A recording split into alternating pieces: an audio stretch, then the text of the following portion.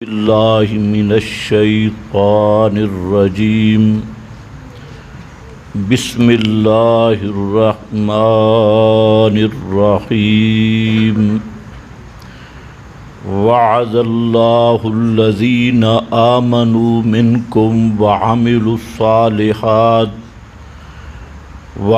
الصالحات لیستخلفنہم فی الارض الآیہ۔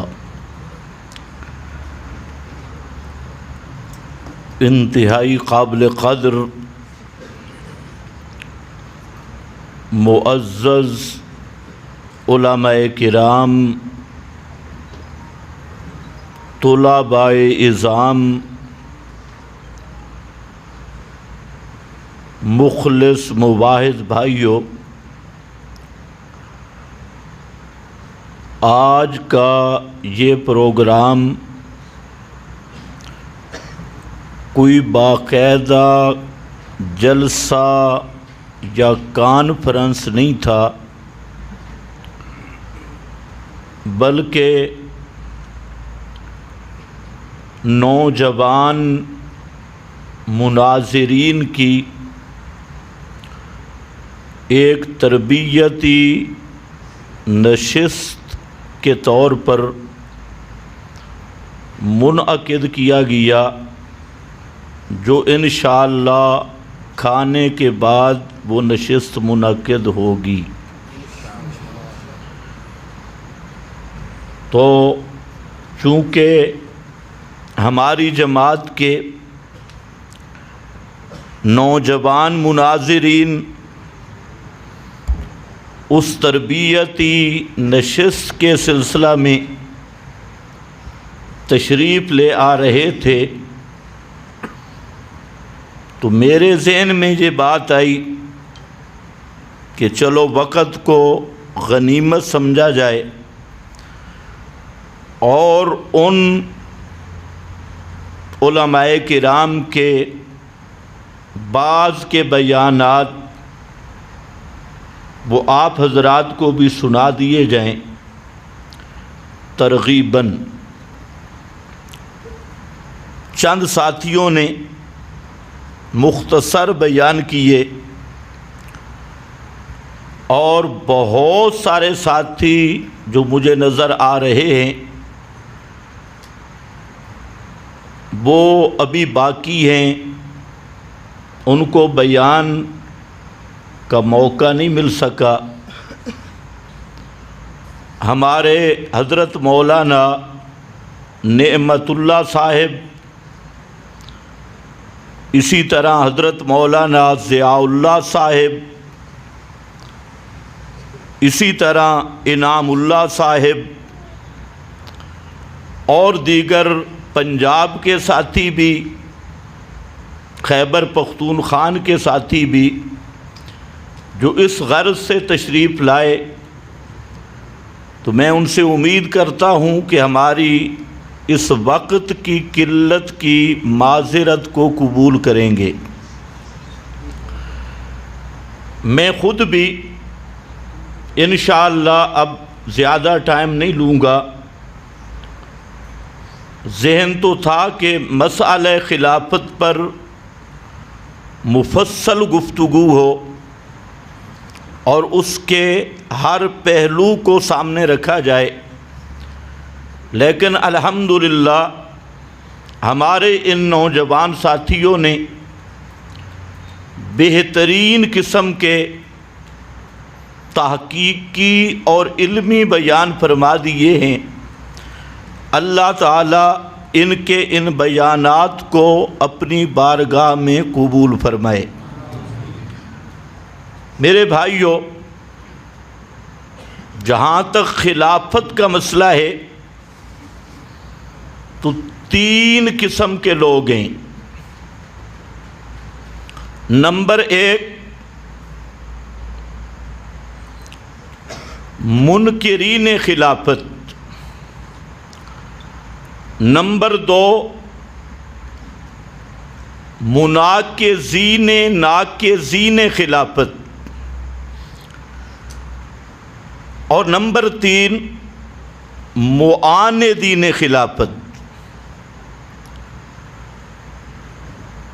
یہ تین گروہ اس وقت دنیا میں موجود ہیں۔ پہلا گروہ ہے منکرین خلافت، جو در حقیقت خلافت ہی کے منکر ہیں، اور دوسرا گروہ ناقضین خلافت، جو خلافت پر نقض پیش کرتی ہیں، اور تیسرا معاندین خلافت ہیں، جو نظام خلافت کے مد مقابل طاغوتی نظام کے پیروکار اور جاگیردارانہ شیطانی جمہوریت کے پجاری۔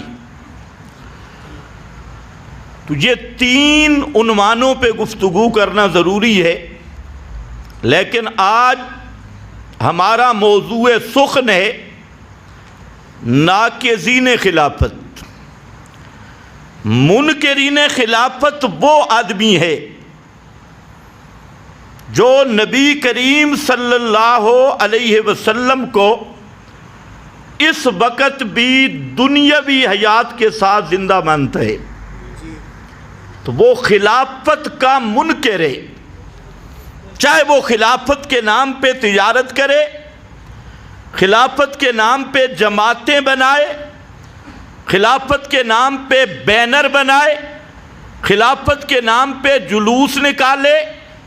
کیوں؟ جب تک اصل موجود ہو خلیفہ بن سکتا نہیں۔ اگر رسول اللہ صلی اللہ علیہ وسلم اس وقت دنیاوی حیات کے ساتھ زندہ ہیں تو پھر خلافت کا سوال ہی کوئی نہیں، خلافت اصل کے ہوتے ہوئے ہو سکتی نہیں۔ آپ صلی اللہ علیہ وسلم جب تک دنیاوی حیات سے زندہ رہے تو خلافت کا مسئلہ چلا، تو خلافت ہوتی تب کہ نبی کریم صلی اللہ علیہ وسلم کے لیے حقیقتاً موت مانی جائے، حقیقی موت، اور جس موت سے دنیاوی حیات کا انقطاع مانا جائے۔ اور اگر صرف قرآن و سنت کے واضح اور صریح انکار سے پردہ پوشی کرنے کے لیے ایک آدمی کہتے ہیں جی ہم موت کے تو قائل ہیں، لیکن موت آئی حیات ختم نہیں ہوئی، تو بھئی وہ موت کیسی ہے؟ موت بھی ہو اور قاطع حیات بھی نہ ہو۔ کہتے اوپر اوپر آئی، اور کئی بدماش تو کہتے ہیں لفظ موت یا ممات یہ پیغمبر کے لیے توہین ہے، بے ادبی ہے، گستاخی ہے۔ تو اس لیے یاد رکھنا کہ خلافت کا وہ آدمی قائل ہو سکتا ہے جو نبی کریم صلی اللہ علیہ وسلم کے لیے حقیقتاً موت کا قائل ہے کہ آپ پہ موت آئی اور دنیاوی حیات ختم ہو گئی۔ جو اس کا قائل نہیں وہ بے شک جتنے مرضی ڈانس کرے وہ خلافت کا قائل بن سکتا نہیں۔ تو یہ ہیں وہ گروہ جو منکرین خلافت ہے، خلافت کے منکر۔ اور نمبر 2 ناقضین، جن کا دعویٰ یہ ہے کہ ابو بکر صدیق رضی اللہ تعالی عنہ یہ معاذ اللہ خلیفہ برحق نہیں، حضرت فاروق اعظم حضرت عثمان غنی رضی اللہ تعالی عنہما، یہ تینوں حضرات خلفائے برحق نہیں، اور ان کا دعویٰ یہ ہے کہ خلیفہ بلا فاصل پیغمبر کریم کے بعد وہ حضرت علی المرتضی، تو یہ ہے ناقضین خلافت کہ خلفائے ثلاثہ حضرت ابو بکر عمر عثمان رضی اللہ تعالی عنہم اجمعین، ان کی خلافت حقہ نہیں ان کے نزدیک، اور خلیفہ بلا فاصل وہ کہتے ہیں یہ حضرت علی۔ اس لیے ان حضرات نے اپنی اذانوں میں یہ ایک مستقل بدعت جاری کی کہ اذان کے اندر یہ ٹکڑا ملا دیا، اشہد ان علی ولی اللہ خلیفتہ بلا فاصل، یعنی جھوٹ کو اذان کا حصہ بنا دیا۔ اب یہ ناقضین خلافت، اور پھر ان کا یہ دعویٰ ہے کہ خلیفہ منصوص ہوتا ہے اللہ تعالیٰ کی طرف سے، نص ہوتی ہے خلیفہ کی خلافت پر، اور حضرت علی کی خلافت یہ منصوص خلافت ہے، یعنی اللہ تعالیٰ کی طرف سے صریح نص حضرت علی کے خلیفہ بلا فاصل ہونے کی اس پارٹی کا دعویٰ ہے۔ لیکن یہ بات ذہن میں رکھ لیں، ایران سے لے کر دہلی تک کے رافضی اگلے پچھلے جمع ہو جائیں، قرآن مقدس کی ایک آیت جس میں علی کا نام اور پیغمبر کے بعد خلافت بلا فاصل کی تصریح ہو، اس 30 پاروں والے قرآن میں سے ایک آیت بھی قیامت تک پیش نہیں کر سکتے۔ گالیاں نکالنا آسان ہے، سینہ کو بھی کرنا آسان ہے، لیکن دنیا رفض کو آج اس سیمینار کی وساطت سے ہمارا کھلا چیلنج ہے کہ 30 پاروں والے قرآن مقدس سے اپنے دعویٰ کے مطابق کہ خلافت منصوص ہوتی ہے، اور پھر نص بھی صریح حضرت علی المرتضی کا نام خلافت بلا فاصل کی تصریح ان 30 پارے والے قرآن میں موجود نہیں۔ ہاتوا برہانکم ان کنتم صادقین ان لم تفعلوا ولن تفعلوا فاتقوا النار۔ اس لیے تو اس مسئلہ میں ناقضین خلافت اہل تشیع اہل رفض وہ مدعی ہے، اور ان کا یہ دعویٰ ہے، دعوے کی کوئی تعریف پڑھ لو، کسی فقہ کی تعریف، کسی اصول کی تعریف کہ دعویٰ کس چیز کا نام ہے، تو اصول مناظرہ کے لحاظ سے اس مسئلہ خلافت میں اہل تشیع ہر لحاظ سے مدعی ہیں، دعویٰ کی ہر تعریف کے لحاظ سے مدعی ہیں، اور مدعی کے ذمہ دلیل ہوتی ہے۔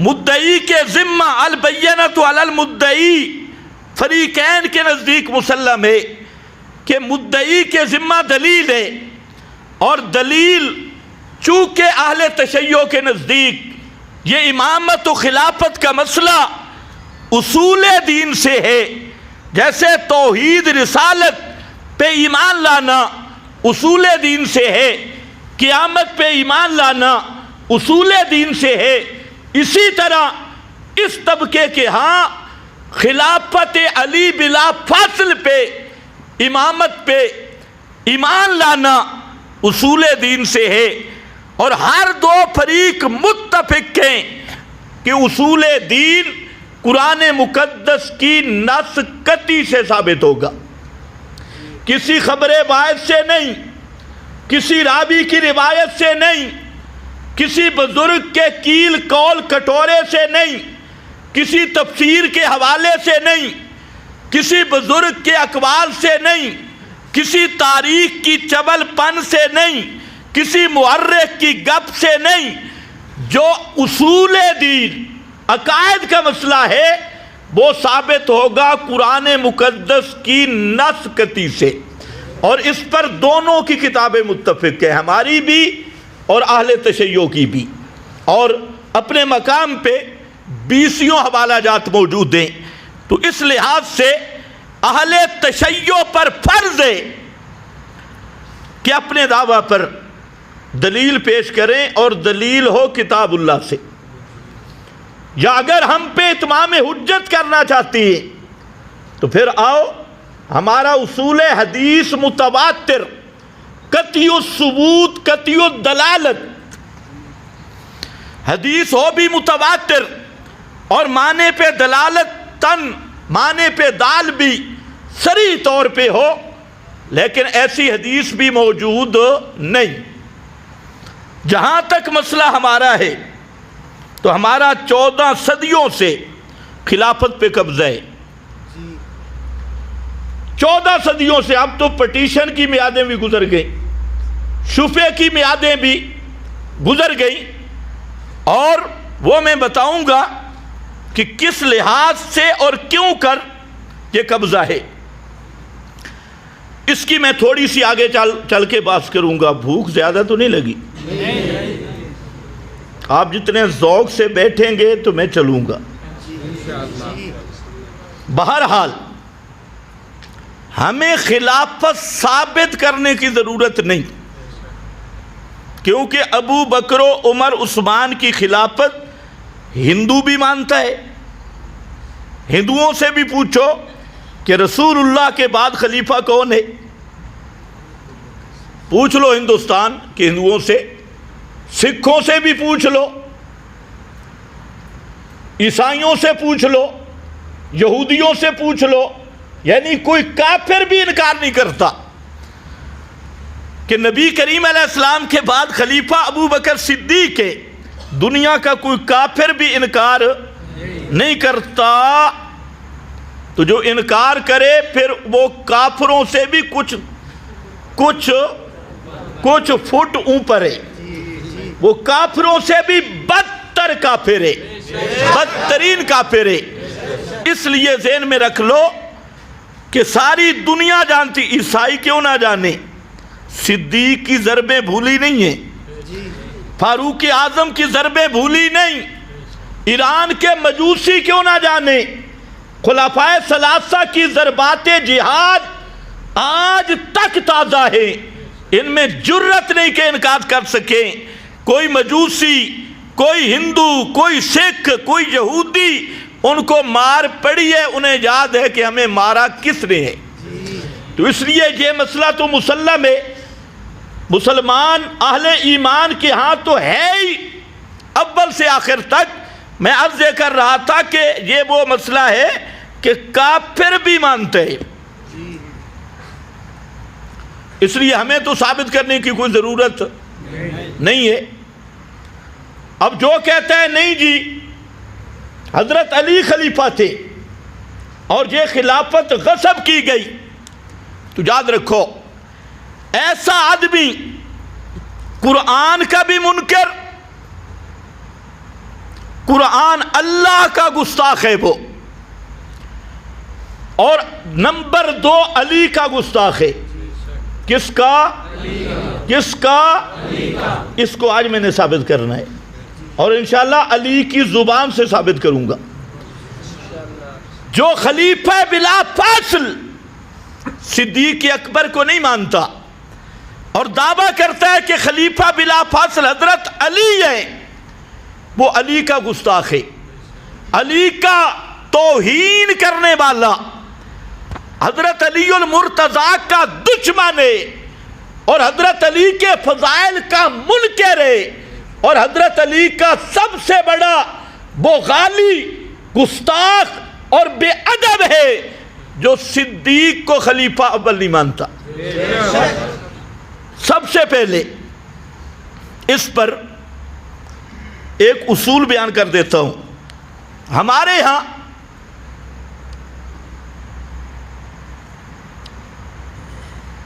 تو مسئلہ صاف ہے کہ حضرت صدیق اکبر کو خلیفہ کس نے محتاط الاسباب، تحت الاسباب، ایک تو ہے فوق الاسباب، تو وہ تو سوائے اللہ کے کسی کا کام بھی نہیں۔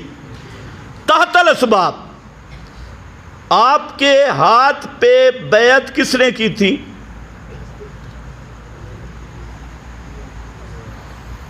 جی کس نے کی تھی؟ صحابہ نے۔ کس نے کی تھی؟ کس نے کی تھی؟ اونچے بولو، کس نے کی تھی؟ اچھا، سب نے یا بعض نے؟ سب صحابہ نے حضرت صدیق کے ہاتھ پہ بیعت کی۔ حضرت علی بھی ان میں تھے، سب نے بیعت کی۔ اب سوال یہ ہے کہ یہ بیعت کرنے والے کون ہیں جس پہ سب کے سب جمع ہیں، کوئی ایک بھی انکار نہیں کرتا، علی المرتضیٰ سمیت۔ اب یہ بیعت کرنے والے یہ پاکستانی اسمبلی کے ممبران نہیں، یہ کسی پارلیمنٹ دنیاوی کے رکن نہیں، جنہوں نے صدیق کو اپنا امام مانا یہ وہ ہے جن کے بارے میں قرآن 25 شہادتیں دیتا ہے۔ کتنی؟ 25۔ شروع کہاں سے ہوتی ہے؟ ابتدائی شہادت کاتب فی قلوبہم الایمان، کاتب فی قلوبہم الایمان، یہ وہ مان رہے ہیں جن کے دلوں میں اللہ نے خود ایمان لکھ دیا۔ کاتب، پیغمبر سے بھی نہیں لکھوایا، پیغمبر سے تزکیہ کروایا، یزکیہم، تعلیم کروائی، یعلمہم الکتاب، قرآن کی تعلیم کروائی، پیغمبر کو معلم بنایا، پیغمبر کو ان کا استاد بنایا، ان کا تزکیہ کروایا۔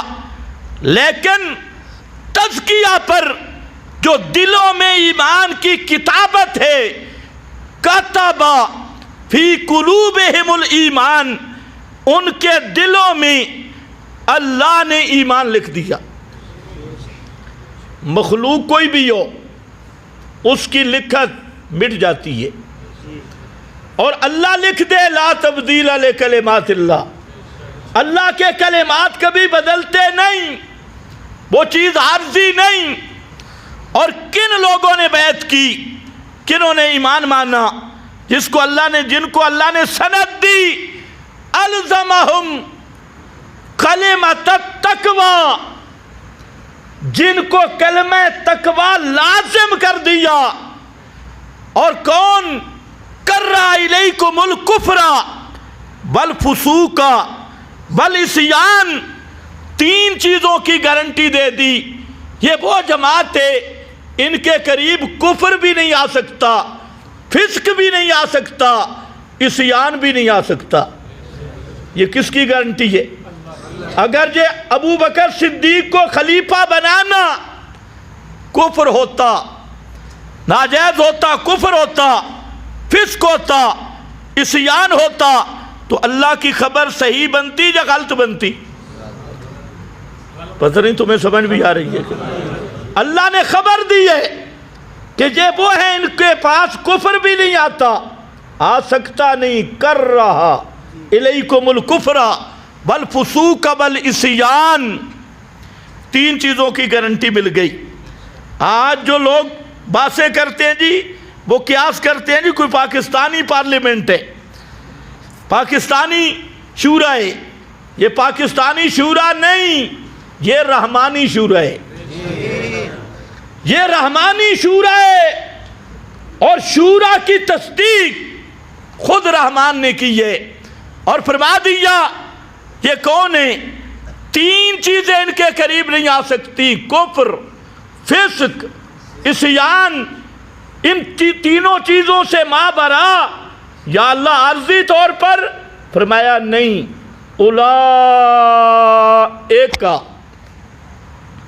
ہم الراشدون، راشدون، الرشد الاستقامت علی الحق مع التسلب فیہ۔ رشد کا معنی حق پہ ایسا ڈٹ جانا کہ کبھی جذبہ بھی نرم نہ پڑے، کبھی جذبہ بھی نہیں، کبھی جذبات میں بھی نرمی نہ ہو۔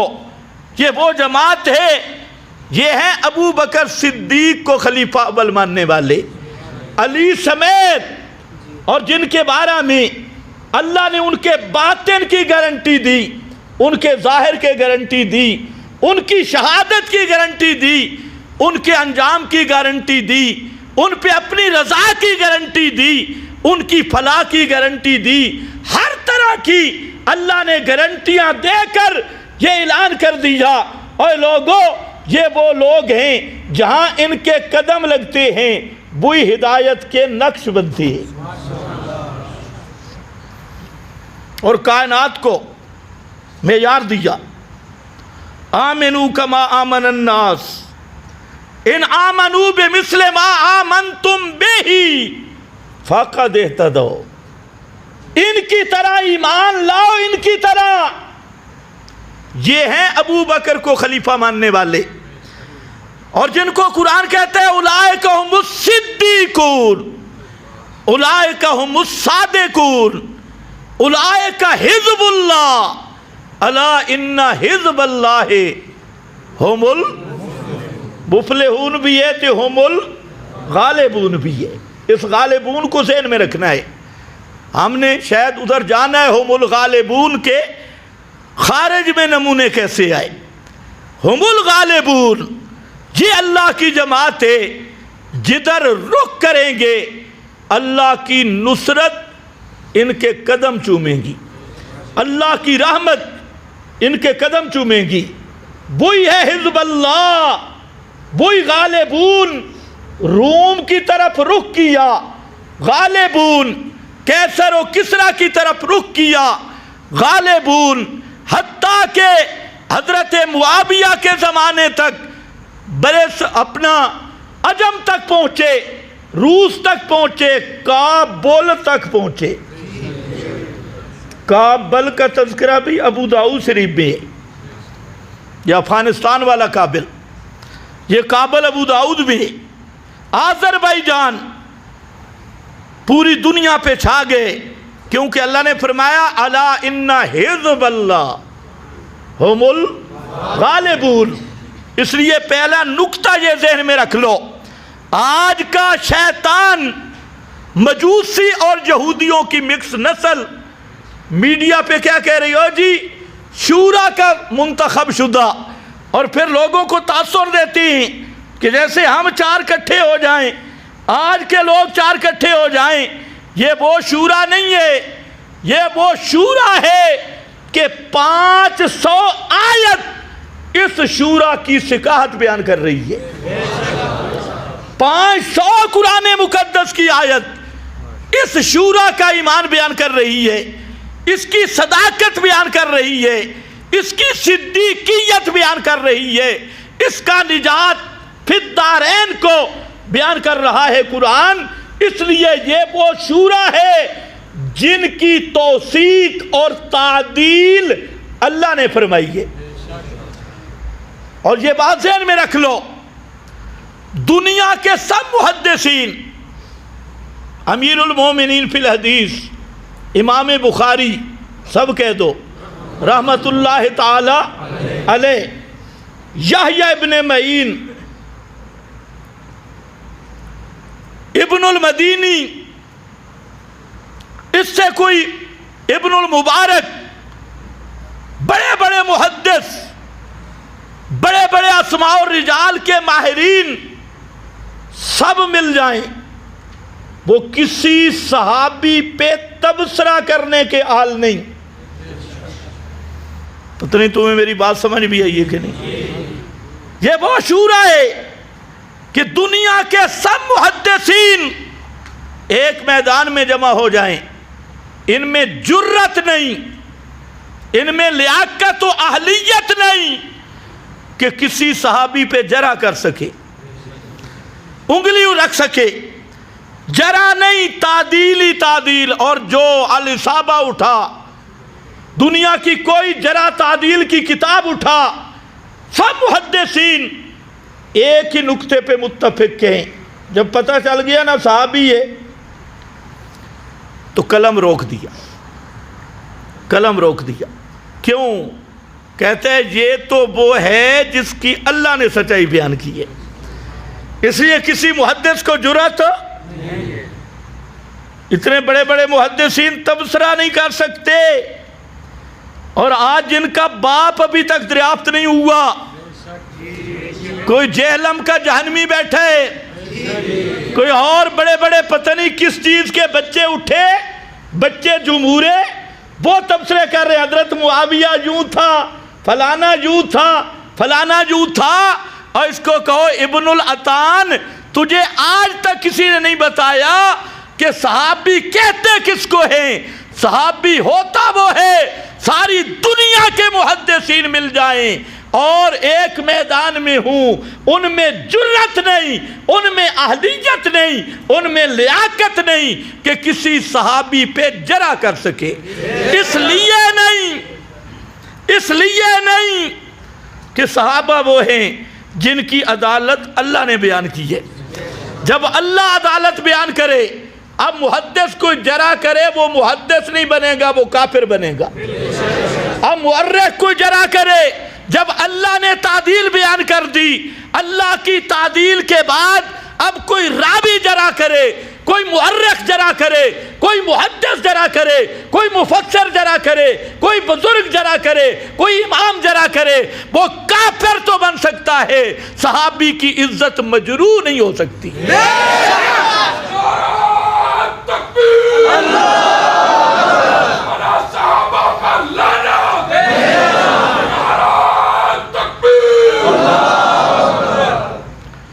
اس کرائے کے ملنگ کو بھی نہیں پتا چلا، جی شورا چنے ہیں، شورا چند آدمیوں نے چنا ہے۔ جی آدمی کون ہے؟ چند ان آدمیوں نے چنا ہے جن کو رب نے چنا ہے۔ پتہ نہیں تمہیں سمجھ بھی آئی ہے کہ نہیں؟ ابو بکر صدیق کو خلیفہ ان لوگوں نے چنا ہے جن لوگوں کو کس نے چنا ہے؟ کس نے چنا ہے؟ اختار علی اصحابی، ان اللہ اختار علی اصحابی، اللہ نے جن کو چنا پیغمبر کی صحبت کے لیے، انہیں چنا صدیق کی امامت کے لیے، صدیق کی خلافت کے لیے۔ خیر بہرحال یہ تو ایک بنیادی بات تھی۔ اب رہا یہ مسئلہ، قرآن مقدس میں 12 آیات جن سے خلافت موعودہ کا ثبوت ہے۔ توجہ میری طرف رہے، کس کا؟ خلافت موعودہ کا۔ ایک شیعہ مولوی نے مجھ پہ اعتراض کیا تھا کہ تم اہل سنت کہتے ہو خلافت منصوص نہیں، پھر قرآن کیوں پڑھتے ہو؟ ہاں، اہل تشیع کا عقیدہ ہے خلافت منصوص ہے، اور تم کہتے ہو تمہارے نزدیک خلافت منصوص نہیں، پھر تم قرآن کیوں پڑھتے ہو؟ میں نے کہا بالکل ٹھیک، ہم کہتے ہیں خلافت منصوص نہیں لیکن خلافت موعود ہے۔ کیا کہا میں نے؟ کیا کہا میں نے؟ ہم قرآن پڑھتے ہیں موعود ہونے پر۔ اللہ نے خلافت کا وعدہ کیا، 12 آیات، اب تفصیل نہیں ہو سکتی، چند آیات کی طرف میں اشارہ کر کے اور جو دوسری شک میں نے بیان کی ہے، جو علی کو خلیفہ بلا فصل مانتا ہے، ابو بکر کو نہیں مانتا، وہ علی کا منکر ہے، وہ علی کا گستاخ ہے، وہ علی کا بے ادب ہے، وہ علی کا دشمن ہے، وہ دشمن علی ہے۔ علی علی کر کے سب سے بڑا علی کا باغی، سب سے بڑا علی کا دشمن۔ اور یہ میں اپنی بات بھی نہیں، اپنے مرشد علی کی بات کروں گا۔ علی خود کہے گا کہ اس سے بڑا میرا دشمن کوئی بھی نہیں۔ اب سنو، ایک آیت ہے، آیت استخلاف سورۃ نور میں۔ اس آیت میں اللہ رب العزت نے ایک وعدہ کیا، آیت نمبر 55 سورۃ نور ہے، وعد اللہ الذین آمنوا، وعدہ کیا اللہ نے ان لوگوں سے جو ایمان لائے، منکم تم میں سے، وعملوا الصالحات اور کام کیے بھلے، لَيَسْتَخْلِفَنَّهُمْ، جہاں دو باتیں سمجھنی ہیں۔ پہلی بات، اللہ نے جو وعدہ کیا ہے اس پر سنی شیعہ متفق ہیں کہ اللہ نے جہاں خلافت کا وعدہ کیا ہے، یہ اتفاقی بات ہے۔ اب مسئلہ یہ ہے کہ یہ وعدہ کن سے ہے، کس سے وعدہ کیا ہے؟ اس کو میں لفظ بول رہا ہوں، موعود لہم، موعود لہم، یہ وعدہ کس کے لیے؟ اور نمبر دو، یہ وعدہ کس چیز کا ہے، کن چیزوں کا ہے؟ تو سمجھنی ہے بات، یہ دو نکتے۔ پہلا نکتہ، وعد اللہ الذین آمنوا، اللہ نے وعدہ کیا کن سے؟ الذین آمنوا، ان سے جو ایمان لا چکے ہیں، وعملوا الصالحات اور عمل کر چکے ہیں، منکم تم میں سے، آمنوا ماضی، عملوا الصالحات ماضی، یہ دونوں صیغے بتا رہے ہیں کہ یہ وعدہ ان لوگوں سے ہے جو اس آیت کے نزول سے پہلے ایمان لا چکی ہے، منکم، اور اس آیت کے اولین مخاطبی جو بعد میں آئے وہ بالتبع اس میں شامل ہوں گے، بالاسالت، اور در حقیقت یہ جو وعدہ ہے یہ ان کے ساتھ ہے جو آیت کے نزول سے پہلے ایمان لا چکے ہیں، اور وہ اس آیت کا اولین مخاطب ہیں، منکم۔ اب یہاں سے اہل تشیع کہتے ہیں نہیں، یہ وعدہ پورا ہوگا مہدی کے زمانے میں، اور جو انہوں نے مہدی بنایا اس کا وجود ہی کوئی نہیں، وہ مصنوعی مہدی ہے، جو ان کو کوئی مال زمان، اس کا وجود ہی نہیں۔ لیکن میں کہتا ہوں ذرا توجہ کہ یہ وعدہ مخاطبین حاضرین سے ہے یا جو 14 صدیوں میں ابھی تک نہیں آیا اس سے؟ کیا دلیل ہے؟ الذین آمنوا وعملوا الصالحات منکم، تم میں سے، جو پیغمبر کے سامنے بیٹھے ہیں، تم میں سے، آیت کے وقت تک مومن بھی ہے نزول تک، اور مخاطب بھی ہے۔ مہدی تو ابھی تک پیدا ہی نہیں ہوا، اور وہ کہتے ہیں چھپا ہوا ہے، وہ باری نہیں آ رہا، ہم کہتے ہیں پیدا ہی نہیں ہوا، وہ کہتے ہیں چھپا ہوا ہے۔ تو خیر یہ بات کہ یہ مہدی مراد ہے یہ قطعاً نہیں ہو سکتا۔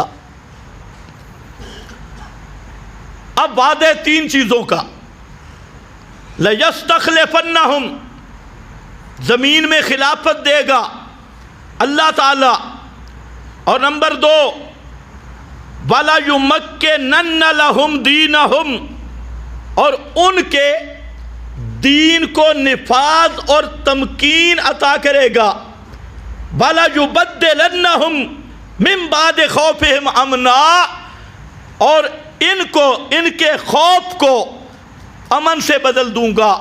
کتنی چیزوں کا وعدہ ہے؟ 3 کا۔ نمبر 1 خلافت، نمبر 2 تمکین دین، ان کے دین کو زمین میں جما دوں گا، ٹھکانہ دوں گا، نفاذ دوں گا، اور نمبر 3 ان کے خوف کو امن سے بدل دوں گا۔ یہ 3 نعمتیں عطا کروں گا، یہ 3 نعمتوں کا وعدہ ہے۔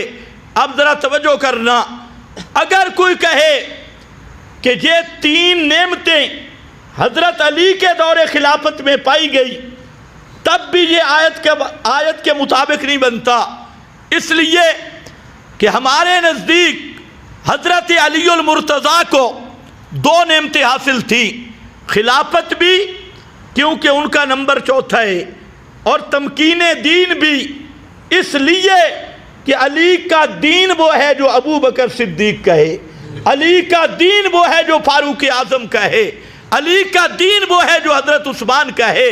اس لیے وَلَيُمَكِّنَنَّ لَهُمْ تمکین دین بھی پائی گئی، لَيَسْتَخْلِفَنَّهُمْ خلافت بھی پائی گئی، اور رہ گیا خوف ختم ہو جانا اور خوف کی جگہ پہ امن آ جانا۔ یہ تیسری نعمت اہل سنت کے نزدیک حاصل نہیں، اور اہل تشیع کے نزدیک تینوں نعمتیں حاصل نہیں، تینوں خلافت بھی نہیں۔ کیوں؟ وہ کہتے ہیں خلافت کا پہلا نمبر تھا، 4تھے نمبر والی خلافت بھی نہیں، اور نمبر 2 اہل تشیع کے نزدیک علی کا دین اور ہے، ابو بکر و عمر عثمان کا دین اور تھا، اور حضرت علی نے اپنی خلافت میں اپنے دین کو بھی نافذ نہیں کیا۔ انوار نعمانیہ، طبرسی اور نور اللہ شوستری، یہ سب کے سب شیعہ بڑے بڑے حضرات وہ لکھ رہے ہیں کہ جو علی کا مذہب تھا، علی کا دین تھا، حضرت علی المرتضیٰ اپنے دور خلافت میں اپنے دین کو جاری نہیں کر سکے، اس لیے کہ اکثر لوگ پہلے خلفاء کے معتقد تھے۔ اگر حضرت علی اپنا دین نافذ کرتے، اپنے والا قرآن لے آتے بقول ان کے، اور شیعہ کے ہاں سب سے بڑا دین ہے متع کو جاری نہ کر سکے، تراویح پہ پابندی نہ لگا سکے، اپنے وضو جاری نہ کر سکے، اپنی نماز جاری نہ کر سکے، اور اپنا دین وہاں جاری نہ کر سکے، تو خلاف آل تشیع کے ہاں تینوں نعمتیں حاصل نہیں، خلافت بھی، تمکین فی الارض بھی، اور تمکین دین بھی، اور امن من الخوف بھی، تینوں حاصل نہیں۔ تو پورے دعویٰ سے میں چیلنج سے یہ بات کہہ رہا ہوں کہ یہ وعدہ الہی پورا ہونے کی ایک ہی صورت ہے، اور وہ صورت یہ ہے کہ خلفائے ثلاثہ کو امام برحق مانا جائے، اور یہ وعدہ پورا ہوا۔ ابو بکر و عمر، عثمان و علی کے دور میں اصل مقصود ہے خلفائے ثلاثہ کی خلافت میں یہ تینوں وعدے پورے ہو گئے۔ تاریخی شہادتیں، حدیثی شہادتیں، اور اہل سنت اہل تشیع دونوں کی کتابیں متفق ہیں کہ یہ دور کون سا تھا؟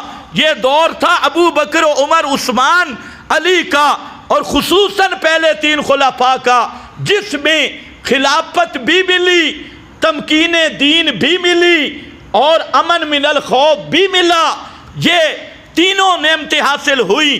اگر خلفائے ثلاثہ کو برحق خلیفہ نہ مانا جائے، یا بالفاظ دیگر ابو بکر صدیق کو برحق امام نہ مانا جائے، خلیفہ نہ مانا جائے، تو اللہ کا یہ وعدہ سچا ہو سکتا ہی نہیں۔ اور جو اللہ کو وعدوں میں جھوٹا کہے، اللہ کا گستاخ ہے نہیں ہے؟ جو اللہ کو کاذب کہے کہ اللہ نے وعدہ کیا اور وعدہ پورا، اور یہ وعدہ پورا ہونے کی صورت ایک ہی ہے کہ ابو بکر کی خلافت کو حق مانا جائے، فاروق اعظم کی خلافت کو حق مانا جائے، عثمان غنی کی خلافت کو حق مانا جائے۔ اگر یہ نہیں تو کعبہ کے رب کی قسم اللہ کا یہ وعدہ اس کے پورے ہونے کی کوئی صورت خارج اور نفس الامر میں موجود ہی نہیں ہے۔ اور اللہ کا وعدہ غلط ہو جائے گا، اور جو اللہ کے وعدوں کو غلط کہے کافر تو ہے ہی ہے نا، کہو وہ اللہ کا گستاخ ہے، اللہ کا گستاخ ہے۔ ایک اب اسی طرح اسی آیت کو وعد اللہ الذین آمنوا منکم، جیسے خلافت ثابت ہوئی، تینوں کا آمنو بھی ثابت ہو گیا، عامل الصالحات بھی ثابت ہو گیا۔ اب رہ گیا جی ابتدان ٹھیک تھے امتحان ٹھیک نہیں، فرمایا دیکھو یعبدوننی ولا یشرکون بی شیئا، خلافت سے پہلے آمنو پکے ایمان والے عمل صالح والے، اور خلافت کے بعد یعبدوننی ولا یشرکون بی شیئا، بعد میں بھی پکے موحد اور توحید کے علمبردار، یہ ثابت ہو گیا۔ اب قرآن خود بولا تمہارے فتووں کی ضرورت نہیں، فرمایا وَمَنْ كَفَرَ بَعْدَ ذَلِكَ، جو اس کے بعد اب بھی انکار کرے خلفائے ثلاثہ کی خلافت کا، اللہ کی اس نعمت کا جو انکار کرے، وہ کیا ہے؟ فَأُولَئِكَ هُمُ الْفَاسِقُونَ، وہ کون ہے؟ اور قرآن جس کو فاسق کہتے ہیں اس کا معنی کافر ہوتے ہیں۔ قرآن اعلیٰ درجہ کا فسق بیان کرتا ہے۔ بعد میں کفران نعمت، سب سے بڑا ناشکری کرے، اس کی ناشکری کرے یا انکار کرے، دونوں معنی ہیں، تو یہ فتویٰ بھی قرآن میں آ گیا۔ اسی کو اس سے پہلی صورت میں سورۃ الحج، اس میں اللہ تعالیٰ نے اسی مسئلہ کو کھولا، اور یہ جو الذین آمنوا وعملوا الصالحات، اسی کی تشریح کی۔ قرآن اپنی تشریح خود کرتا ہے، یا اللہ یہ کون لوگ ہوں گے جو ایمان لا چکے ہیں، عمل صالح کر رہے ہیں، یہ کون ہوں گے؟ یہ میرے پاس سورۃ الحج ہے، آیت نمبر 40، جو چلے والے ہیں وہ یاد کر لے، آیت نمبر 40۔ یہ کون لوگ ہیں؟ الذین آمنوا وعملوا الصالحات، فرمایا الذین اخرجوا من دیارہم بغیر حق، یہ وہ ہیں جو اپنے گھروں سے نکالے گئے بغیر کسی وجہ کے، ہاں ایک ہی ان کی تھی وجہ، الا ان یقولوا ربنا اللہ، الا ان یقولوا ربنا اللہ، صرف توحید کی وجہ سے گھروں سے نکالے گئے۔ ان کا تذکرہ کر کے آگے اللہ فرماتے ہیں الذین ان مکناہم فی الارض، اگر میں ان کو حکومت دوں زمین میں، یہ بھی پیشین گوئی ہے، یہ مہاجرین جن کو گھروں سے نکالا گیا، ان کو میں زمین میں خلافت عطا کروں، فی الارض اقاموا الصلاۃ، یہ قائم رکھیں گے نماز کو، آتوا الزکاۃ، دیتے رہیں گے زکوٰۃ کو، وَعَمَرُوا بِالْمَعْرُوفِ، اور نیکی کا حکم کریں گے، وَنَهَوْا عَنِ الْمُنْكَرِ، اور منکر سے روکیں گے، وَلِلَّهِ عَاقِبَةُ الْأُمُورِ۔ سوال کا جواب دیا، یا اللہ ایسے کمزور جو گھر چھوڑ کے آگے، مکہ کو چھوڑ کے ہجرت کر کے آگے، ان کو خلافت دے گا؟ فرمایا سارے کاموں کی باغ ڈور یہ صرف اللہ کے ہاتھ میں ہے، وہ نصرت کر سکتا ہے۔ اب اس آیت کو بھی، اس آیت دونوں کو ملا لو کہ وہاں الذین آمنوا وعملوا الصالحات کون ہیں؟ یہاں قرآن نے بیان کیا الذین اخرجوا من دیارہم، یہ وہ مہاجرین کی جماعت ہے، اور تینوں خلفاء کون ہیں؟ مہاجر، ابو بکر، عمر، عثمان، تینوں مہاجر ہیں۔ اسی طرح اب اس پہ میں بیان کروں، یہاں پر سب مفسرین نے یہی بات لکھی جو میں کہہ رہا ہوں، اس پر علامہ نصفی جو بڑے مفسر ہیں، اور فقیہ ہیں۔ فرماتی ہیں وَفِيهِ دَلِيلٌ عَلَى صِحَّةِ أَمْرِ الْخُلَفَاءِ الرَّاشِدِينَ، اس آیت میں دلیل ہے خلفاء راشدین کی خلافت حقہ کی، لِأَنَّ اللَّهَ عَزَّ وَجَلَّ آتَاهُمْ التَّمْكِينَ وَنَفَاذَ الْأَمْرِ مَعَ السِّيرَةِ الْعَادِلَةِ، اس لیے کہ اللہ تعالیٰ نے ان کو زمین میں خلافت دی، نفاذ امر دیا۔ اسی طرح علامہ اندلسی بحر المحیط میں فرماتے ہیں دلیل علی صحت امر الخلفاء الراشدین، یہ خلفاء ثلاثہ خلفاء راشدین کے خلافت کی دلیل ہے۔ اسی طریقہ سے قرطبی، زاد المسیر، کبیر، سب مفسرین، مظہری، یہ سب کہتے ہیں اس آیت میں دلیل ہے خلفاء راشدین کی خلافت حقہ کی۔ اسی طرح آگے چلے جائیں تو کام لمبا ہوگا، دعوت الاعراب کی آیتیں، اسی طرح قتال بالمرتدین کی آیتیں، یہ سب آیتیں اصل ان میں یہی وعد اللہ الذین آیت استخلاف ہے۔ باقی سب آیات کو دیکھتے جاؤ تو اللہ تعالیٰ کا یہ وعدہ مختلف مقامات پر مختلف رنگوں میں موجود ہے، جس کے پورا ہونے کی ایک ہی صورت ہے کہ ابو بکر و عمر عثمان کی خلافت کو حق مانا جائے۔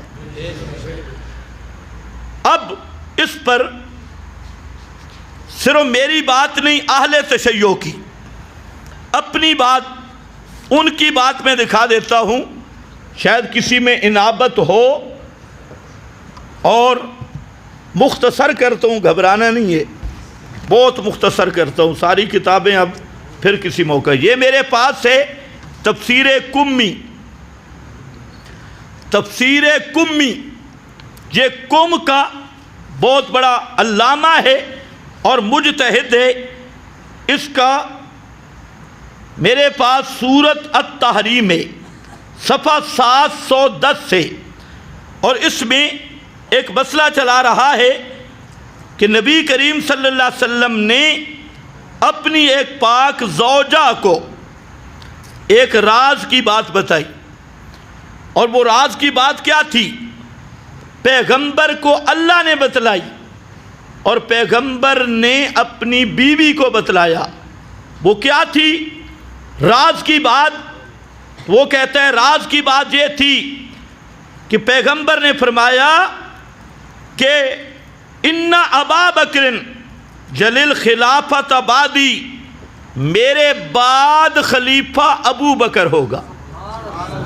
میرے بعد خلیفہ، یہ کسی سنی کی کتاب نہیں، یہ شیعہ کا ہیڈ، بنیاد، اور ان کا امام المرتدین ہے، امام المرتدین، امام الزناد کا یہ کمی، اس کی صاف عبارت ثم من بعدہ ابو کے، اور ابو بکر کے بعد آپ کے ابا جان فاروق اعظم خلیفہ ہوں گے۔ یہ اچھا، یہ اہل تشیع کی یہاں آ گیا۔ اس نے کہا من اخبرک بہذا، آگے پاک بیوی نے پوچھا کہ آپ کو اس چیز کی کس نے خبر دی ہے کہ آپ کے بعد ابو بکر، ابو بکر کے بعد عمر، من اخبرک بہذا؟ قال، پیغمبر نے فرمایا اللہ اخبرانی، اللہ اخبرانی۔ کس نے خبر دی ہے؟ اللہ نے خبر دی۔ یہ کمی ہے بھائی، قوم کی تفسیر۔ اسی طرح شیعہ کی بنیادی تفسیر، ہم کسی رینٹ کے خطیب کا حوالہ نہیں دے رہے، کسی رینٹ شینٹ والے خطیب کا تمہیں تو حوالہ ملتا ہے جی طارق جمیل نے کہا ہے، فلانے نے کہا ہے، ہم طارق جمیل کا حوالہ بھی نہیں دے رہے اور کسی رینٹ کے خطیب کا بھی نہیں دے رہے۔ یہ ہے تفسیر صافی، اہل تشیع کی بنیادی تفاسیر میں سے۔ اس نے بھی سورہ تحریم کی اس آیت کے تحت یہ لکھا ہے کہ فقالا، پیغمبر نے فرمایا ان ابا بکر یلیل خلافت بعدی، میرے بعد خلیفہ ابو بکر صدیق ہوگا، ثم بعدہ ابو کے، اور ابو بکر صدیق کے بعد آپ کے باپ فقالت من انباک ھذا، تو پوچھا، یہ آیت کا ترجمہ کر رہا ہے، کس نے تجھے اس کی خبر دی؟ قال نبعنی، خبر دی مجھے العلیم الخبیر، علیم خبیر یعنی اللہ نے خبر دی ہے۔ یہ تفسیر صافی ہے۔ دو گواہ اور تیسرا گواہ وہ خود دیں۔ حضرت علی رضی اللہ تعالیٰ عنہ، حضرت فاروق اعظم رضی اللہ تعالیٰ عنہ مشورہ کرنے لگے کہ فارس کی جنگ اس میں شرکت میں خود کروں یا نہیں۔ یہ مشورہ کس سے کیا؟ حضرت علی رضی اللہ تعالیٰ عنہ سے۔ اور کرنے والا کون ہے؟ حضرت عمر فاروق اعظم۔ ایک بات آپ کو بتا دوں، آج کل میڈیا پر ایک نحوی مثال کو لے کر یہ بکواس بازی کر رہے ہیں، لولا علی لہلک عمر۔ یہ کون سی نص ہے بھائی؟ اور یہ ہدایت الناب میں لکھا ہے۔ واہ، حوالہ تو ہے نا، ہدایت الناب میں لکھا ہے، فلانی چیز میں لکھا ہے، وہ تو ضابطے کی تفہیم کے لیے لکھا ہے۔ لولا علی لہلک عمر، اس کی کون سی تیری سند ہے؟ اور پھر لولا کا تجھے معنی ہی نہیں آتا ہلاک عمر، تو اس کا مطلب ہے حضرت عمر ہلاک نہیں ہوئے، ورنہ علی کے وجود کا ہی منکر ہے۔ پتہ نہیں تو سمجھے ہی ہے کہ نہیں؟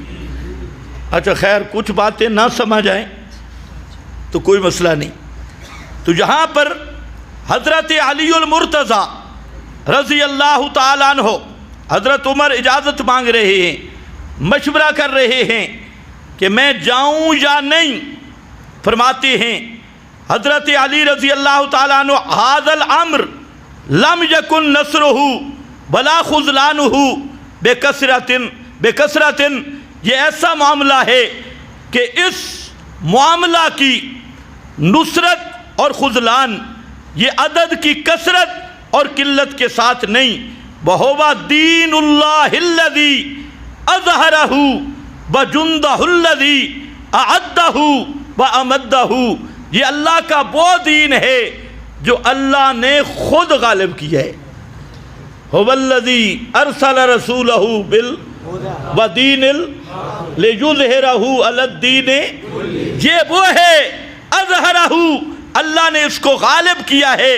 اور فرمایا آگے، بلغ ما بلغ وطلع حیث طلع ونحن علی موعود من اللہ، حضرت علی فرماتے ہیں ہم موعود من اللہ، اللہ نے جو وعدہ کیا تھا، وعد اللہ الذین آمنوا، یہ وہ خلافت ہے اے فاروق اعظم جس خلافت پہ آپ چل رہے ہیں، یہ موعود من اللہ خلافت ہے، اس لیے آپ کا وجود ضروری ہے۔ آپ نبی جائیں تو اللہ نصرت کرتا رہے گا، اس لیے آپ کو جانے کی ضرورت نہیں ہے۔ یہ کتاب کون سی ہے جناب؟ یہ بھی کسی رینٹ کے خطیب کی نہیں، یہ نہج البلاغہ ہے۔ نہج البلاغہ جو اہل تشیع کے نزدیک قطعی، قرآن محرف ان کے نزدیک نہج البلاغہ قطعی اس میں ہے۔ اور بہرانی جو اسی نہج البلاغہ کے شارح ہیں، اس کی تفسیر میں لکھتے ہیں کہ وہ موعود کون سا وعدہ ہے؟ وہ کہتا ہے قال وعد اللہ الذین آمنوا منکم وعملوا الصالحات لَيَسْتَخْلِفَنَّهُمْ، یہ اس وعدے کی طرف اشارہ ہے۔ تو حضرت علی رضی اللہ تعالیٰ عنہ کا اپنا فرمان آ گیا کہ صدیق کی خلافت، فاروق کی خلافت، عثمان کی خلافت، یہ کون سی خلافت ہے؟ موعود من اللہ۔ سارے بولو کون سی خلافت ہے؟ کون سی خلافت؟ سب بولو موعود من اللہ۔ جس خلافت کا کس نے وعدہ کیا؟ موعود من اللہ، یہ اللہ تعالیٰ کی طرف سے وعدہ ہے۔ اور وہ جو قرآن میں آیا، یہ 3 حوالے میں نے پیش کر دیے اہل تشیع سے، اس پر اور بھی بہت سارے حوالے ہیں، لیکن میں تھوڑا سا آگے چل کے اپنے کام کو ذرا مختصر کر دوں. یہ میرے پاس ہے سیر. اس میں اب ذرا نقطہ سمجھنا ہے، بڑا اہم نقطہ ہے. 2 حوالے دے کے ختم کرتا ہوں. یہ حوالہ ہے خود حضرت علی المرتضیٰ کا. صحابہ کے نام پر تجارت کرنے والے بھی توجہ فرمائیں. سنو، حضرت حسن فرماتی ہیں قال لما قدم علی، میں نے کہا جو صدیق کی خلافت بلا فاصل کا منکر ہے وہ علی کا گستاخ ہے، اور وہ علی کی ولایت کا منکر ہے. اور جتنے علی کے منکر پر فتوے ہیں سارے اس پہ فٹ ہیں، اور ان سب فتووں کا خلاصہ ہے متے کی نسل ہے، بے نسب ہے. لما قدم علی البصرہ تھا، حضرت علی المرتضیٰ بصرہ میں تشریف لائے. توجہ سے سننا ہے فرمان علی. آئے قام الیہ ابن القبا، ابن القبا ایک بزرگ ہے، وقیس ابن عباد، یہ 2 کھڑے ہوئے ابن القبا اور قیس، اور انہوں نے فقال لہو، دونوں نے سوال کر دیا الا تخبرنا ام مسیرک ھذا الذی سرت فیہ تتولی علی الامہ تضرب بعضهم ببعض احد من رسول اللہ عہدہ الیک فحدثنا. ان دونوں کے سوال کا خلاصہ یہ تھا کہ امیر المومنین بتائیں اب جب کہ آپ امت کے والی بنے، خلیفہ بنے، امت میں اختلاف ہے، بعض کی گردن مار رہا ہے، اور آپ یہاں تشریف لائے. آپ ہمیں یہ بتائیں کہ آپ جو خلیفہ بنے ہیں 4تھے نمبر پر، تو بتائیں اللہ کے رسول صلی اللہ علیہ وسلم نے آپ کی خلافت کے متعلق کوئی بات کی تھی یا نہیں؟ مطلب کیا تھا؟ مطلب یہ ہے کہ اللہ کے رسول نے اگر آپ کی خلافت کی کوئی بات، کوئی عہد وغیرہ، کوئی فرمان جاری کیا ہوتا تو اب تک آپ کیوں سوئے رہے؟ 3 خلفاء پہلے گزر گئے تو آپ نے پہلے دعویٰ کیوں نہیں کیا؟ یہ سائل کا سوال تھا. توجہ ہے میری طرف؟ بڑا اہم حوالہ ہے. اب تک آپ نے دعویٰ کیوں نہیں کیا؟ اور اگر رسول اللہ صلی اللہ علیہ وسلم سے کوئی ایسا فرمان جاری نہیں ہوا تو پھر اب کیا ضرورت پڑ گئی ہے؟ یہ صحابیوں کا سوال تھا. 2 آدمیوں نے پوچھ لیا احد من رسول اللہ عہدہ، کیا رسول اللہ صلی اللہ علیہ وسلم سے کوئی فرمان جاری ہوا تھا تیرے متعلق؟ فحدثنا، پس ہمیں بیان کر. فانت الموثوق المامون، اس لیے کہ تو موثوق و مامون ہے، یعنی تیری بات پہ ہمیں پورا یقین ہے، آپ جو خبر دیں گے ہم مانیں گے. الا ما سمعتا فقال اما ان یکون عندی احد من النبی فی ذالک فلا. حضرت علی نے فرمایا سنو، جہاں تک مسئلہ یہ ہے کہ اللہ کے رسول صلی اللہ علیہ وسلم نے میری خلافت کے بارے میں کوئی فرمان جاری کیا ہو، فلا، ایسی کوئی بات نہیں. اللہ کے رسول نے میری خلافت کا کوئی فرمان جاری بولو جاری نہیں کیا. کون کہہ رہے ہیں؟ حضرت علی المرتضیٰ. پیغمبر نے میری خلافت کا کوئی فرمان جاری نہیں کیا. اس کو ذہن میں ذرا رکھتے ہو، نہیں جاری کیا. فلا، آگے ذرا سننا. واللہ ان کنت اول من صدق بہ فلا اکون اول من کذب علی. اللہ کی قسم، اگر سب سے پہلے میں پیغمبر کی تصدیق کرنے والا ہوں تو یہ نہیں ہو سکتا کہ سب سے پہلے میں پیغمبر پہ جھوٹ بولوں. سب سے پہلے میں پیغمبر پہ، یعنی یہ کہنا کہ علی کو پیغمبر نے خلیفہ بلا فصل متعین کر دیا، اعلان کر دیا، حضرت علی فرماتی ہیں یہ اللہ پہ جھوٹ ہے، اور میں یہ جھوٹ بول سکتا نہیں۔ سب سے پہلے میں نے رسول کی تصدیق کی، اب کیسے ہو سکتا ہے کہ میں اپنی طرف سے بات گھڑوں؟ پیغمبر نے میری خلافت کا کوئی فرمان جاری نہیں کیا اور میں علی کہوں کہ جاری کیا، تو پھر پہلا میں ہوں گا من کذب علی، جو اللہ رسول پہ جھوٹ بولنے والا ہو۔ یہ نہیں ہو سکتا، اس نقطے کو بھی ذہن میں رکھنا۔ آگے فرماتی ہیں وَلَوْ كَانَ عِنْدِي مِنَ النَّبِيِّ أَحَدٌ، سنو بصرہ والو، اگر کوئی پیغمبر کی طرف سے میری خلافت بلا فصل کا فرمان ہوتا، کوئی ہوتا، پیغمبر مجھے نامزد کرتے خلیفہ بلا فصل، احد فی ذالک ما ترکت اخا بنی تیم بعمر ابن الخطاب یقومان علی ممبرہی، فرمایا اگر رسول اللہ صلی اللہ علیہ وسلم کا کوئی فرمان ہوتا میری خلافت بلا فصل کا، تو خبردار ابو بکر اور حضرت فاروق اعظم کو میں پھر کبھی رسول اللہ کے ممبر پہ نہ چھوڑتا۔ کون کہہ رہا ہے؟ کون کہہ رہے ہیں؟ حضرت علی فرماتے ہیں اگر کوئی نص ہوتی، کوئی عہد ہوتا، کوئی فرمان ہوتا، تو پہلے دونوں خلفاء کو میں ممبر پہ نہ چھوڑتا۔ کیوں؟ آگے خود وجہ بیان کرتے ہیں۔ اس کی وجہ کیا ہے آپ خود سوچیں۔ اگر رسول صلی اللہ علیہ وسلم نے حضرت علی کو خلیفہ بلا فاصل بنا دیا ہو اور علی چپ کر کے رہا ہو تینوں خلفاء کے زمانے میں، تو یہ قصور خلفاء ثلاثہ کا ہوگا یا علی کا ہوگا؟ پتہ نہیں تمہیں سمجھ بھی آئی ہے کہ نہیں۔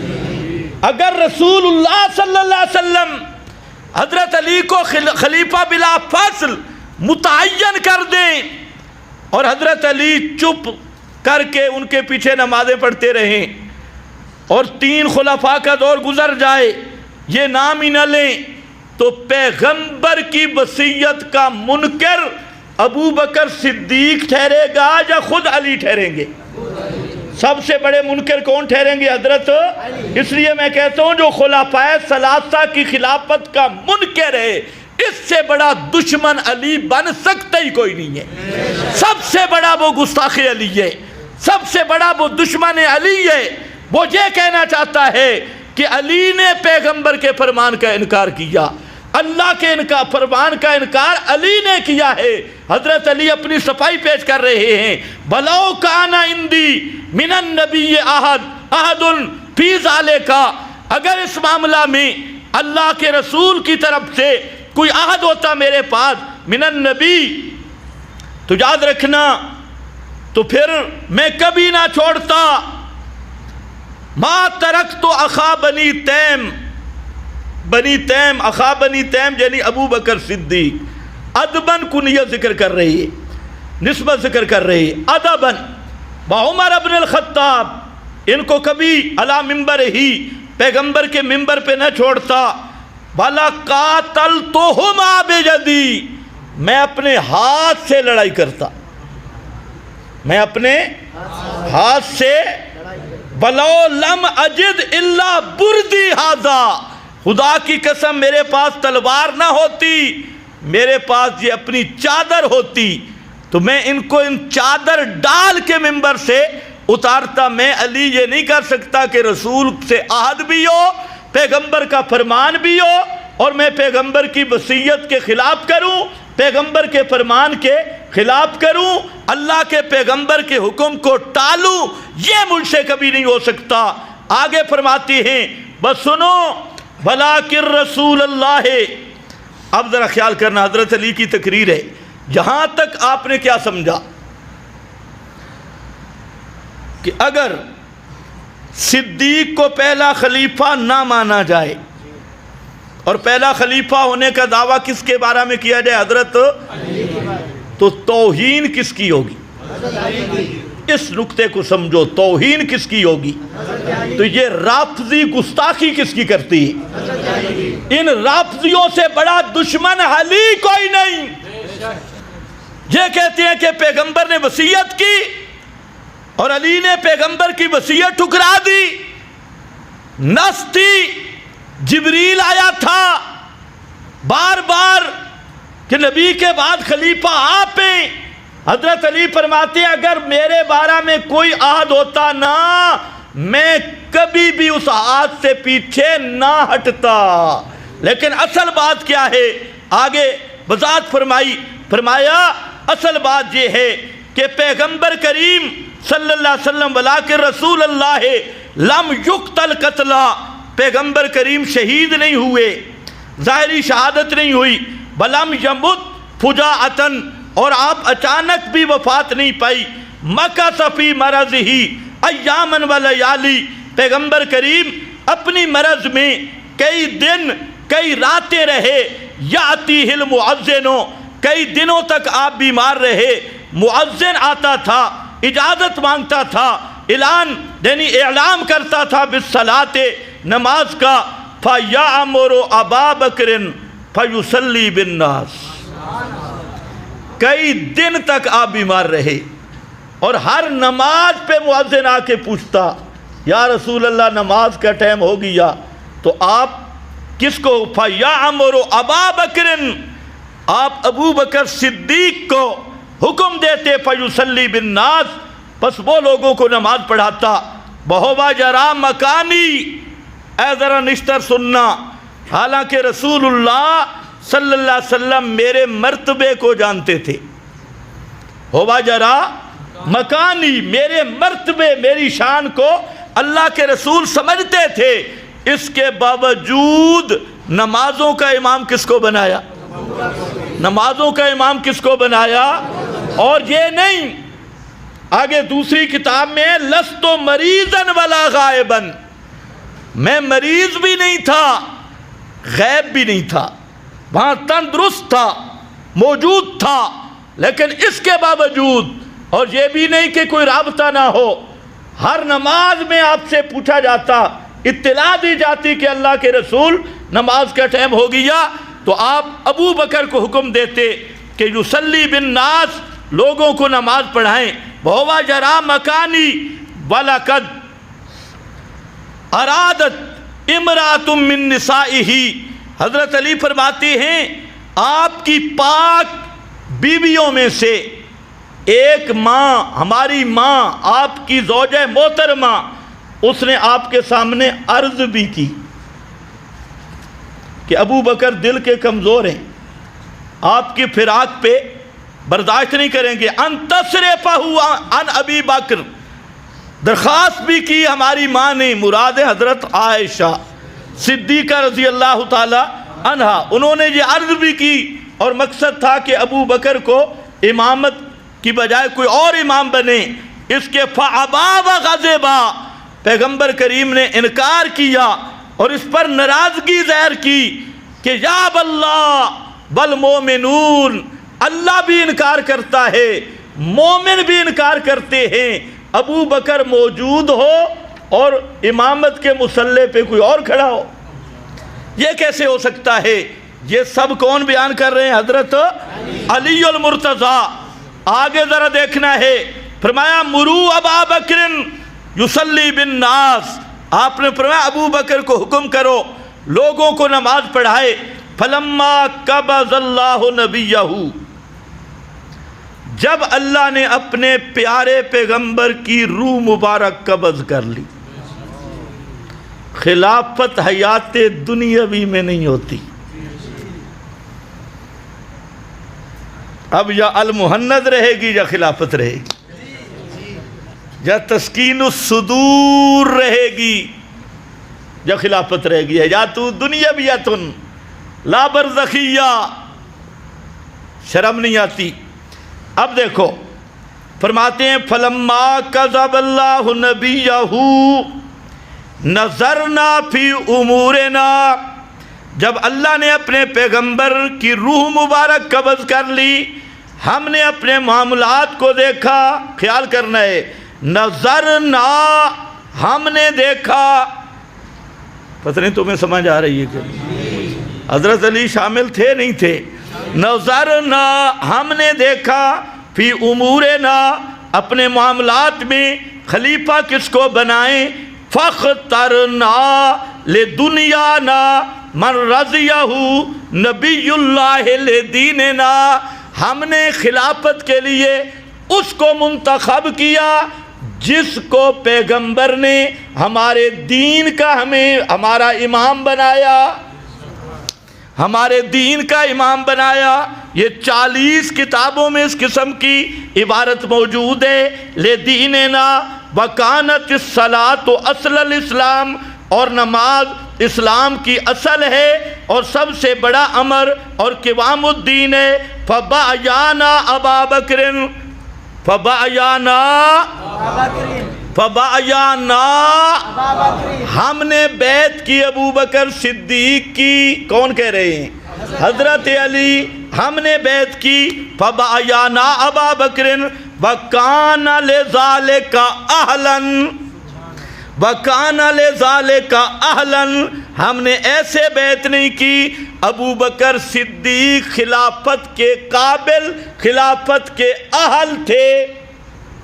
كَانَ لِذَالِكَ أَهْلًا لَمْ يَخْتَلِفْ عَلَيْنَا مِنَّا اثنان، اتنے صحابہ میں سے 2 آدمیوں نے بھی اختلاف نہیں کیا ابو بکر صدیق کی خلافت پر، اثنان، 2 نے بھی اختلاف نہیں کیا، سب نے مانی۔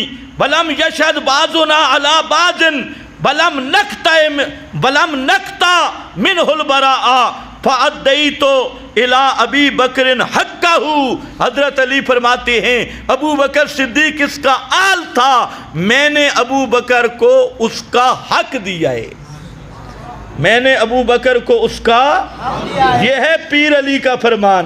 اور قرآن پاک کو آدمی دیکھے تو پیر علی کی زبان سے قرآن کے موتی بکھر رہے ہیں۔ خلاصہ کانو احق بہا با اہلہا، قرآن نے بھی یہی کہا کہ یہی اس کے حقدار بھی تھے، اس کے اہل بھی تھے۔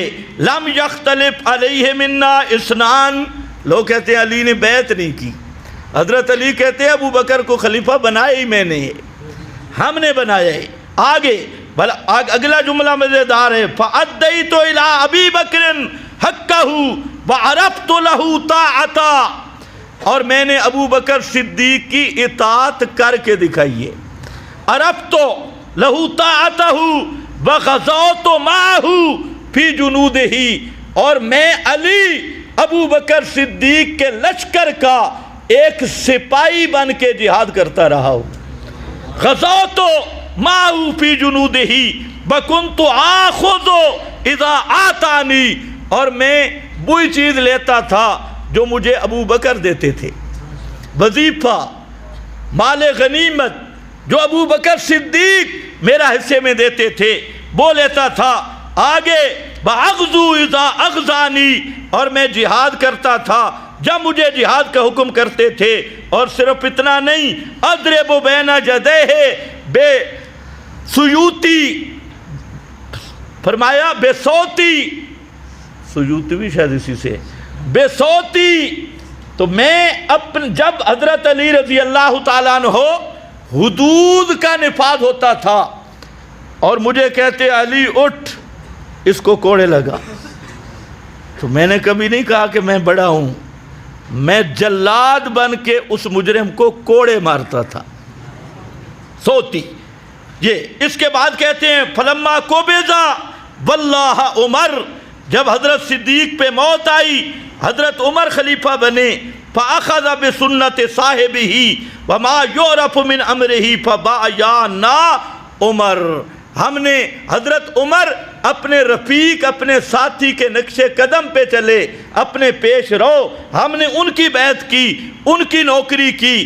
آگے وہی الفاظ ہیں جو صدیق کے لیے ہیں۔ تو میں عرض یہ کر رہا ہوں، یہ ایک گواہی ہے حضرت علی المرتضیٰ کی، فرماتے ہیں اگر اللہ کے رسول مجھ سے یہ کوئی عہد لیتے یا پیغمبر کریم صلی اللہ علیہ وسلم میری خلافت بلا فاصل کی کوئی بات کرتے، میں علی لڑنے کے لیے کچھ بھی نہ ہوتا، اپنے ہاتھ سے اپنی چادر سے لڑنا پڑتا تب بھی لڑتا، پیغمبر کی وصیت کو کبھی نہ چھوڑتا۔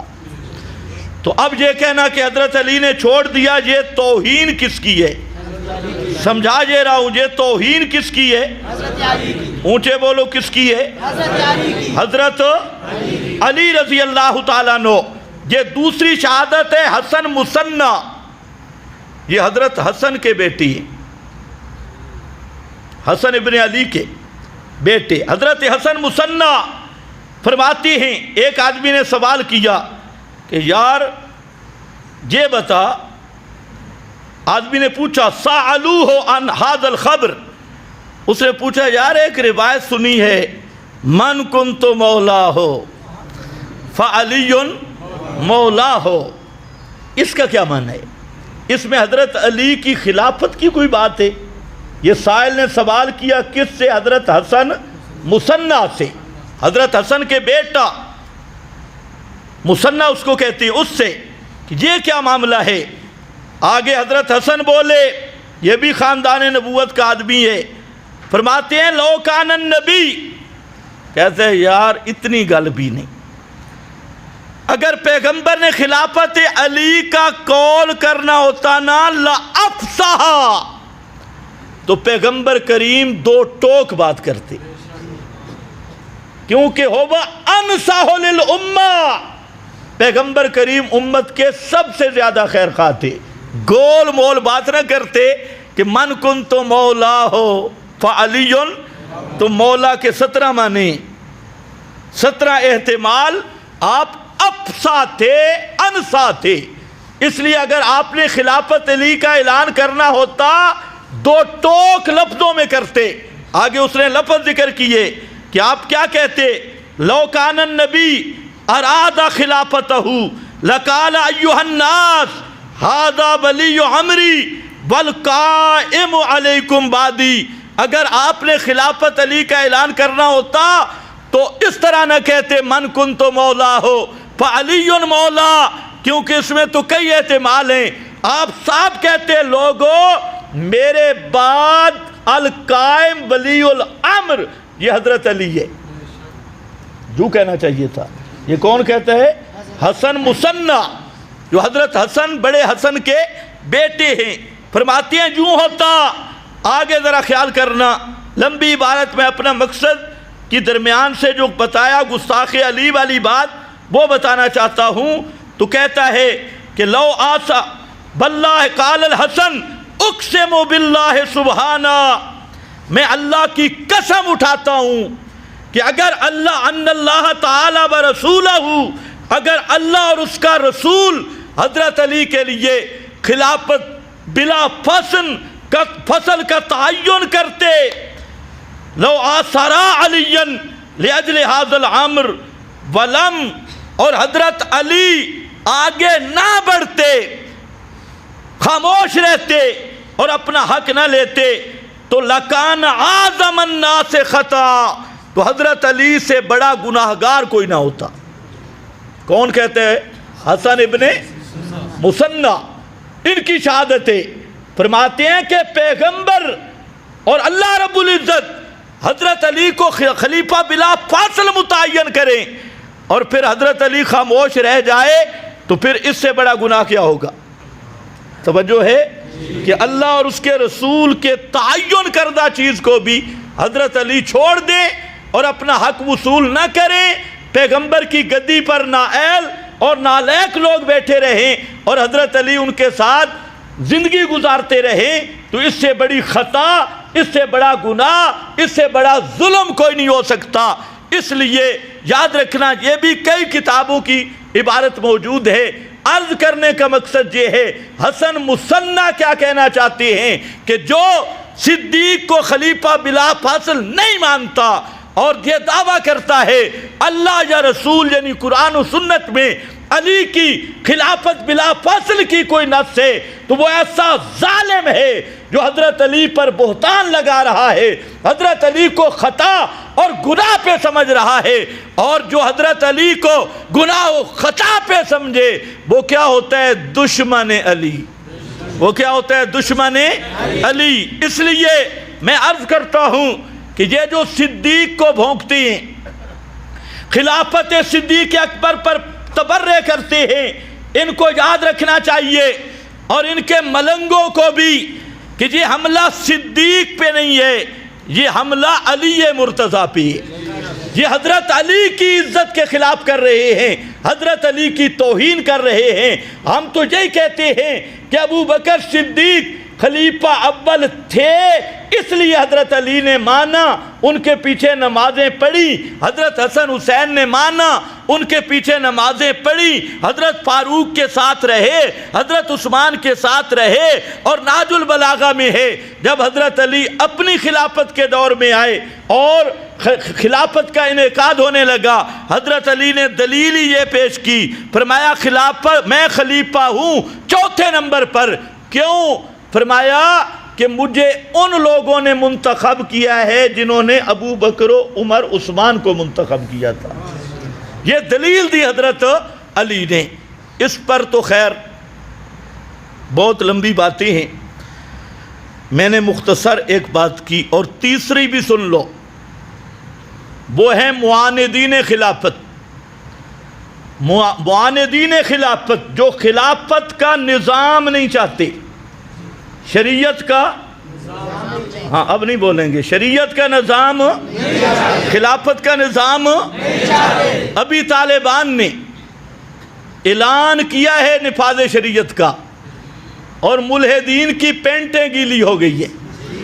آپ کے جتنے صحافی، آپ کے حکمران، ملحد اور بے دین طبقہ اور ملحد بے دین ملا وہ کانپ رہا ہے۔ اب وہ جمہوریت کی چھتری کے نیچے چھپنے جا رہا ہے۔ اس لیے ہم دعا کرتے ہیں اللہ ان طالبان کو بھی حقیقتاً کتاب و سنت کے نفاذ کی توفیق عطا فرمائے، اور خالص اقامت توحید و سنت کی توفیق عطا فرمائے۔ ہم ان کے لیے بھی دعا کرتے ہیں، لیکن یہ بھی ذہن میں رکھنا کہ خلافت کا قیام جب تک نہیں ہوگا اس وقت تک دین کو تمکین نہیں ملے گی۔ تمکین آج دیکھو بہت سارے لوگ ہیں کہتے ہیں ہم بڑے درس دیتے ہیں، اور جتنے احکام کی آیات ہیں وہ تمہارے درس کی زینت ہیں، نفس الامر میں ان کا کہیں صورت نظر نہیں آتی۔ جتنے شیوخ الحدیث بخاری پڑھا رہے ہیں، فقہ پڑھا رہے ہیں، ہدایہ کی پہلی جلد ہو، ہدایہ پہلی جلد، اس کی تو کہیں صورت نظر آئے گی، لیکن 3 جلدیں اور بھی ہیں۔ مشکات بخاری، اس میں بھی کتاب الطہارت، کتاب الصلاۃ تک آپ کو مل جائے گا۔ اس کے بعد جتنی بخاری، مسلم، ابو داؤد، ترمذی، ابن ماجہ، نسائی اور پورے احکام القرآن، وہ سب کے سب نفس الامر میں معطل ہیں۔ اس کی وجہ یہ ہے کہ خلافت نہیں اور اقامت دین نہیں ہے، اور اقامت دین کی محنت کرنا تمام اہل ایمان پہ فرض ہے۔ اور یہ یاد رکھ لو، اقامت دین ووٹ کے ذریعے سے نہیں ہوگی، الیکشن کے ذریعے سے نہیں ہوگی۔ جو لوگ ووٹوں کا بہانہ بنا کر، الیکشن کا بہانہ بنا کر لوگوں کو کہہ رہے ہیں نفاذ اسلام کی بات، یاد رکھو یہ خود بھی دھوکے میں ہیں، امت کو بھی دھوکہ دے رہے ہیں۔ نظام خلافت اس راہ سے آئے گا جس راہ سے پیغمبر کریم نے نافذ کیا، اور وہ راہ کیا ہے؟ الجہاد، وہ جہاد کا راستہ ہے۔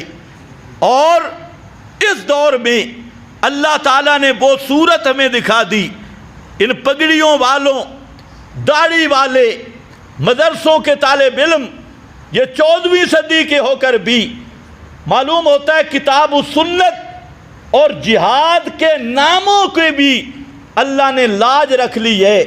اور 14ویں صدی کے لوگوں کو بھی اس قرآن اور سنت کے نام اور جہاد کی صورت اور جہاد کے نام کی لاج پر ان نہتے لوگوں کے ہاتھوں 52 سپر طاقتوں کو شکست ہوئی ہے۔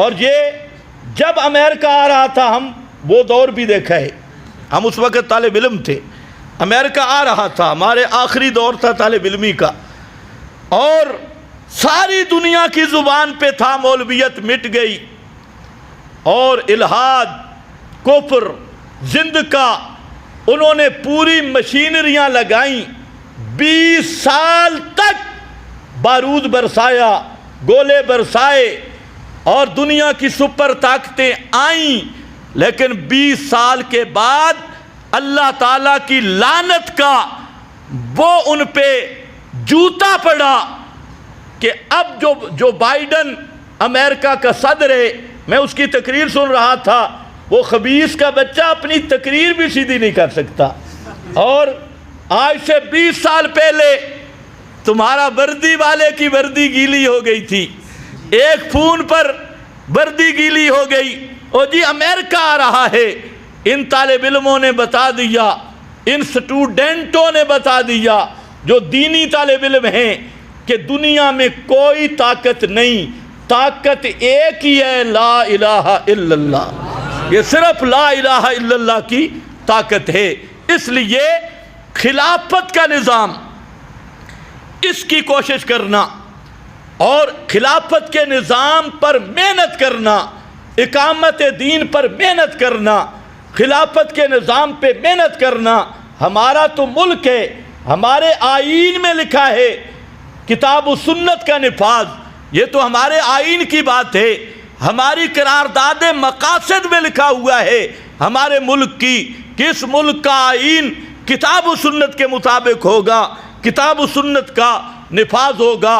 تو ہمیں یہ محنت کرنی ہوگی کہ کتاب و سنت کا نفاذ ہو اور قرآن و سنت کا نفاذ اس ملک میں ہو، یہ قرآن ملک کی اسمبلی میں ہو، ملک کی عدالتوں میں ہو، اور ملک کا قانون کتاب و سنت کے مطابق ہو، تب اس ملک میں امن آ سکتا ہے اور اس پاکستان کا اپنا مقصد حاصل ہو سکتا ہے۔ تو بہرحال آج جتنے بھی طاغوتی نظام کے پیروکار، طاغوتی نظام کے کسی نہ کسی درجے میں مددگار اور طاغوتی نظام کے چہیتے اور اس کو چاہنے والے، یہ جاگیردارانہ نظام، یہ سیاست کے فرعون، کیا کہہ رہا میں لفظ، یہ سیاست کے فرعون آج وہی ہیں 1857 کی جنگ آزادی میں جن کے آباء و اجداد نے مسلمانوں سے غداری کر کے انگریز کا ساتھ دیا، انگریزوں کی نوکری کی، ان کے کتوں کو نہلایا، ان کی میموں اور میموں کو نہلایا، ان کے آباء و اجداد چاہے وہ گدی نشین ہیں یا خواجہ خواجگان ہیں یا اس سے کوئی بڑا لوڈر ہے یا زمیندار ہیں، انہوں نے ان کے نام جاگیریں کی، زمینیں کی، اور پھر جب انگریز جانے لگا تو اسی طبقے کالے انگریز کو تمہارے اوپر فٹ کر کے گیا، ورنہ اسلامی خلافت کا قانون بھی قرآن نے پہلے بتایا، الذین آمنوا وعملوا الصالحات یعبدوننی ولا یشرکون بی شیئا۔ قرآن نے وہ اوصاف بھی بیان کر دیے ہیں کہ اصل خلافت وہ تھی، باقی ہر خلافت اس خلافت راشدہ کے تابع ہوگی، حقیقی نمونہ وہ تھا۔ تو ہمیں ملک میں سب کو مل کر دعائیں بھی کرنی چاہیے، عملی دعوت بھی دینی چاہیے کہ ہمارا ملک اسلام کی خاطر آیا اور یہ انگریزی پٹھے یہ ملک پہ قابض ہو گئے، اللہ ان سے نجات دے، پاکستان کی حفاظت فرمائے۔